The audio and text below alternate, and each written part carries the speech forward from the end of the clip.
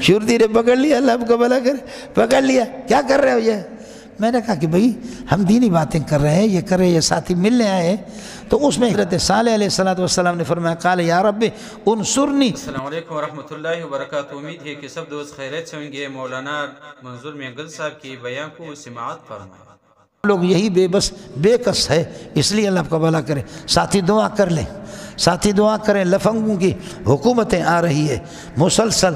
اللہ تعالیٰ آپ کے مدارس کو، آپ کو پاکستان کی قدر اس وقت ہوگی جب آپ سعودیہ میں جائیں گے، آپ کو پاکستان کی قدر اس وقت ہوگی جب آپ دبئی میں جائیں گے، خدا کی قسم آپ قطر میں جائیں گے، آپ باقی کافر ملکوں کو تو چھوڑو، لیکن یہاں کوئی ٹکے کی علماء کی قدر نہیں ہے۔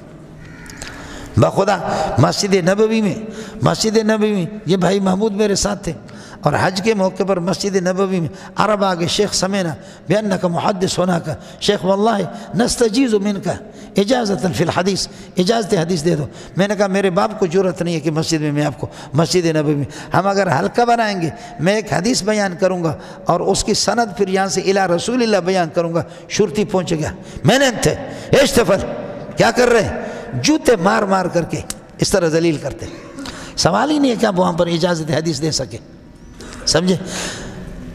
مجھے ایک ساتھی نے کہا کہ استاد جی یہ عرب لوگ ہیں، علماء ہیں، تعارف آپ کا ہوا ہے، تعارف ہو گیا ہے۔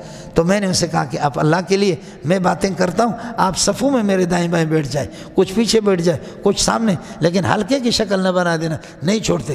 اس طرح مختصر انداز میں نے اجازت حدیث دی کئی جگہوں پر۔